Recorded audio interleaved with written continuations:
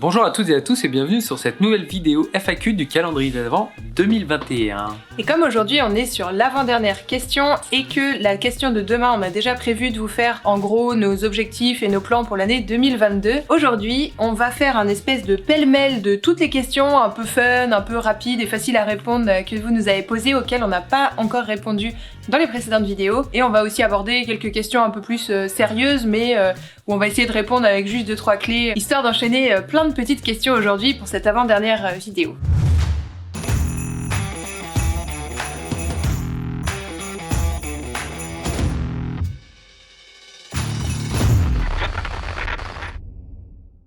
Alors les gens nous demandent comment on fait pour être à l'aise en vidéo.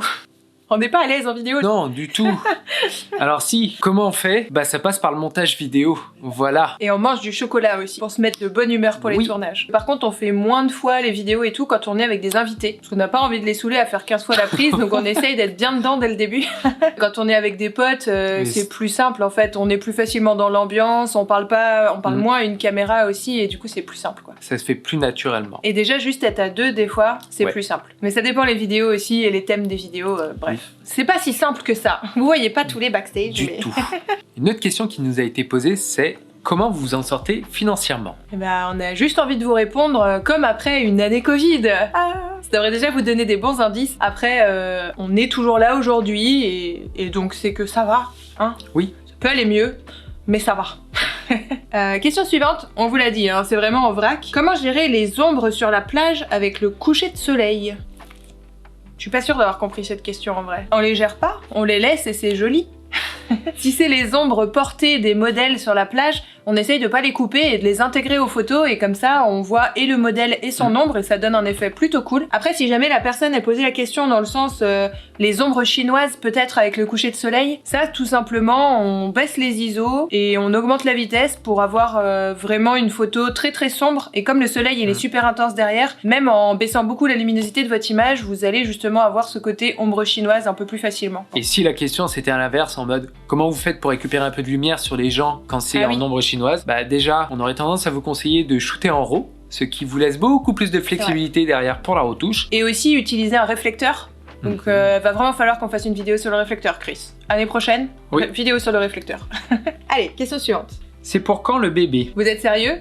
On a déjà 2 bébés chats et 2 bébés entreprises, vous croyez que ça nous suffit pas? Question d'après, c'est quoi votre gâteau préféré? Alors pour ma part, je dirais le fondant au chocolat, parce que je suis très peu sucré, je suis vraiment plus salé que sucré, mais le fondant au chocolat quand même, je dis jamais non. Et moi, je suis très gourmand, donc en fait, il n'y a pas vraiment de préféré. Je mange un peu tous les gâteaux, je les aime tous en règle générale. Tant qu'il y a du sucre. Tant qu'il y a du sucre, même si peut-être genre un tiramisu ou une tarte citron meringuée. Et t'as plus le droit au tiramisu. J'ai plus le droit au tiramisu, mais c'est quand même vachement bon. C'est pas qu'il a plus le droit à cause de moi, hein, je précise, parce qu'en le disant comme ça... Non, on a des petits soucis de santé qui font que la crème et la mascarpone, bon, c'est à proscrire. Voilà. C'est un peu ta tristesse depuis l'année dernière, ça. Alors il y a Anne qui nous dit, c'est pas une question, mais vous me manquez trop. Et bah Anne, tu nous manques aussi beaucoup trop fort. Et on espère te revoir dès que possible. Des bisous.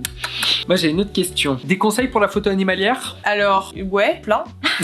Ça va être trop long dans cette vidéo, mais si vous voulez, on a déjà fait une vidéo sur 10 conseils pour photographier des chiens, qu'on vous mettra en lien en barre de description. On a fait une vidéo aussi 10 conseils pour photographier des chats. Sinon, dans le calendrier de l'Avent, on a fait aussi une vidéo conseils pour comment attirer l'attention de son sujet quand c'est un chien. L'année prochaine, on va essayer de vous proposer plus de conseils encore sur la photo animalière, notamment peut-être la photo de faune sauvage. Mais c'est pareil, il y a eu quelques vidéos déjà où on donne distille au fur et à mesure comme ça quelques petits conseils sur des vlogs animaliers qu'on a tourné avec Naturel Photographie et Julien aussi l'année dernière. Donc n'hésitez pas à aller déjà voir un petit peu ce qu'on a sur la chaîne à ce sujet et puis on continuera l'année prochaine. Et du coup en réponse à ces vidéos déjà tournées, n'hésitez pas à poser d'autres questions peut-être un peu plus précises entre guillemets et on verra ça l'année prochaine. Qu'aimez-vous le plus dans la photo de mariage? Alors ce que j'aime le plus c'est tous les moments qui sont forts en émotion.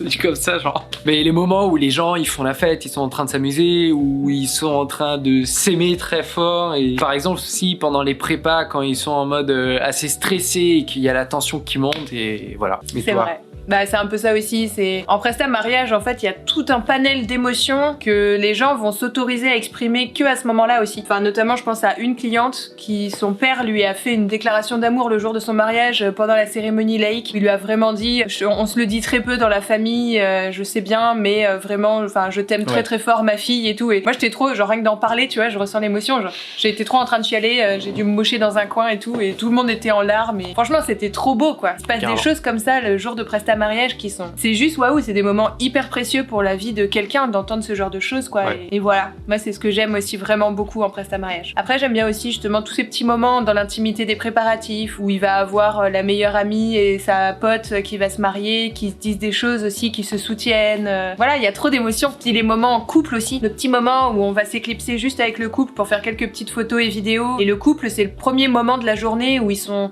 soulagés souvent parce que c'est après la cérémonie et où ils peuvent se retrouver enfin juste à deux et à kiffer un peu le petit moment et réaliser en fait, ils retombent un peu à ce moment-là, ils réalisent ça y est, on est mariés quoi, genre c'est trop ouf, c'est trop bien. Carrément. On est trop amoureux, on s'aime, c'est trop bien.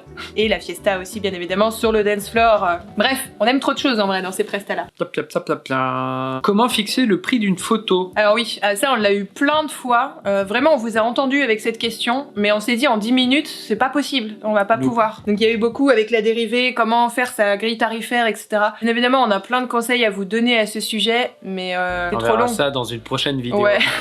Non, mais en vrai il y a tellement de choses à dire sur ce sujet qu'on pouvait pas le faire en format aussi court comme ça. Donc mais promis, on a entendu. On va vraiment essayer de vous faire une vidéo un peu plus construite et structurée que ces vidéos FAQ pour essayer de vous apporter un max d'aide et de conseils sur tout ça. Bientôt, promis. On garde en tête et on a tout plein de notes sur ce carnet pour les vidéos pour l'année prochaine justement.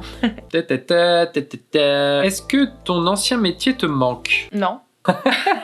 Bah déjà j'ai fait très peu de temps mon ancien métier puisqu'au bout de 5 mois j'ai fait ouais non mais je vais me mettre à mon compte et ça va être cool. On l'a dit 120 000 fois sur cette chaîne mais avant je sors d'un master informatique et à la base j'ai plus fait ce master pour aller vers la recherche mais la recherche en France tout ça c'est compliqué. Donc j'ai fini en entreprise en tant que développeuse mais c'était vraiment en attendant de savoir quoi faire d'autre quoi vu que j'avais pas pu avoir la thèse et tout. Et du coup je me suis vite réorientée et non ça me manque pas spécialement. Forcément des fois quand j'entends tous mes potes qui sont restés dans le milieu informatique et tout ça me rappelle des bons souvenirs et il y a plein de trucs que j'adorais là-dedans. Mais c'est vrai que c'était vraiment plus l'aspect recherche que l'aspect purement codé en entreprise qui m'intéressait. Que ça me manque vraiment pas. Et après, à côté de ça, par contre, quand j'étais à mon compte, je faisais des sites web pour des clients et tout. Et franchement, j'aimais bien, mais ça me manque pas parce que je continue aujourd'hui à m'occuper de nos propres sites web. Et j'adore ça. Et justement, par contre, si ça me manque de pas pouvoir passer plus de temps à gérer les sites web correctement. Parce qu'il y a plein de trucs à améliorer, notamment sur les versions mobiles et tout. Et je le sais, et je sais faire, il y a pas de problème. Mais juste, je prends pas le temps de le faire alors que j'aimerais. Parce qu'il y a plein d'autres choses à faire. Et aussi, au début que j'étais freelance, j'ai fait pas mal de mentorat et de formation informatique et ça c'est pareil, ça me manque pas trop parce qu'au final je continue à faire du mentorat et de la formation en photo aujourd'hui et entrepreneuriat, donc ça me manque pas parce que je continue aujourd'hui à le faire. Et toi Chris? Et pour ma part j'ai envie de dire que ça me manque pas spécialement. Alors pour ceux qui nous découvrent via cette vidéo, j'étais anciennement maître nageur et au final j'ai fait 7 ans en tant que maître nage et ce qui me plaisait du coup au final dans ce métier c'était que il y avait le relationnel client, donc le côté très social de la chose et au final en fait il s'avère qu'aujourd'hui je suis toujours dans un métier qui est très social parce que les clients c'est les gens qu'on photographie et qu'on prend en vidéo, donc en fait il y a un contact permanent et il faut savoir qu'en fait quand on fait les séances aquatiques je suis toujours dans l'eau à accompagner et toujours à donner quelques tips en fait autour du milieu aquatique, donc au final je suis pas trop loin de ce que je faisais avant. Et tu gardes tous tes diplômes à jour d'ailleurs et... Donc j'ai toujours un pied dedans en fait. Donc c'est pas fini. Mais du coup t'es encore maître nageur finalement. Mais en effet, le contexte est un peu différent, mais au final, je suis toujours maître nageur. Question suivante. Avez-vous des logiciels de retouche simples et gratuits? Pour être honnête, non. Tout simplement, désolé. On peut pas vous conseiller là-dessus parce que ça fait vraiment des années et des années maintenant que j'utilise Photoshop et Lightroom et en fait les logiciels ça évolue tellement vite qu'il y a sûrement des milliers de logiciels qui sont sortis depuis et que je connais pas du tout. Du coup n'hésitez pas à dire peut-être en commentaire ce que vous connaissez en logiciel de retouche photo ou même de montage vidéo peut-être qui serait assez simple et gratuit, assez intuitif pour des débutants parce que vraiment, nous on préfère être honnête plutôt que vous dire un truc nul ou juste aller pomper l'article de quelqu'un d'autre sur internet et de répéter ce qu'il dit bêtement. On connaît pas quoi, je saurais pas vous dire. Désolée. Tant qu'on est dans la retouche et tout, il y avait aussi la question comment gérer la balance des blancs, donc ça c'est pareil. Donc je vous ferai sûrement un tuto Lightroom l'année prochaine vraiment dédié à cette question où je vous montrerai, au lieu de juste vous en parler comme ça en facecam dans ce format FAQ, ce sera plus constructif je pense de vous en parler en partage d'écran tout simplement et vous montrer comment je gère ça sous Photoshop et sous Lightroom. Après ça vous donnera des pistes parce que même sous d'autres logiciels, après, ce sera pareil. Donc voilà. Comment envisagez-vous l'avenir des embauches? Point d'interrogation. Non. Enfin, C'est pas prévu, c'est pas au programme. il y a tout un tas de choses purement pragmatiques et financiers où clairement ce ne serait même pas possible aujourd'hui. Et en plus, au-delà de ça, on travaille en couple depuis chez nous ou depuis notre van aménagé à travers l'Europe. Et clairement, si on avait des salariés ou même ne serait-ce que des stagiaires, on a tout le temps des demandes de stage en vrai, mais juste on voit pas comment on pourrait vous accueillir quoi. C'est un peu comme on vous expliquait dans la vidéo pro et perso. En fait, on s'organise vraiment au travers de notre rythme qui nous est propre et c'est facilité par le fait que oui, on bosse déjà à deux, mais on est en couple, donc en fait, on peut vraiment tout organiser, nos horaires de repas, notre planning et tout, on le fait vraiment en fonction de ce qui nous arrange, en fonction des semaines. Mais en fait, faudrait gérer cette autre personne et avoir plus de responsabilités. Enfin, Mais en gros, tout Ouais. ça pour dire non. non, Voilà. non. On aime bien bosser à deux, c'est chill, c'est tranquille, c'est à notre rythme et la liberté et la flexibilité que ça nous apporte d'être juste deux, c'est très bien comme ça. Ouais. Comment vous faites pour avoir des journées de 48 heures alors que les nôtres font 24? Eh ben on fait pas.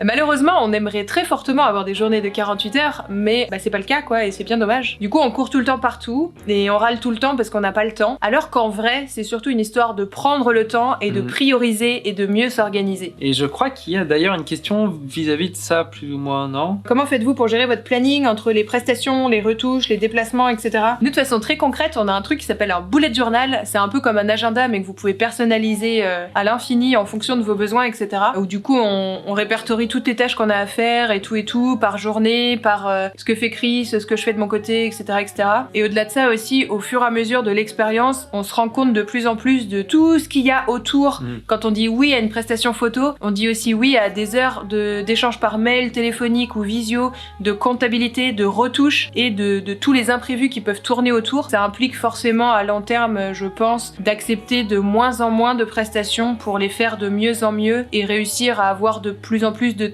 temps libre aussi à côté pour justement anticiper les fois où vous allez être malade, les fois où vous allez être juste trop crevé, vous allez réussir à rien. Donc ouais, en conclusion, je dirais apprendre à être flexible. Toujours prendre de la marge aussi. Toujours se dire que tout ce que vous allez faire, ça va prendre plus de temps que ce que vous avez planifié. Donc toujours se prendre dans l'agenda une journée de temps en temps tampon qui vont vous servir juste à rattraper le retard que vous avez accumulé les semaines avant quoi.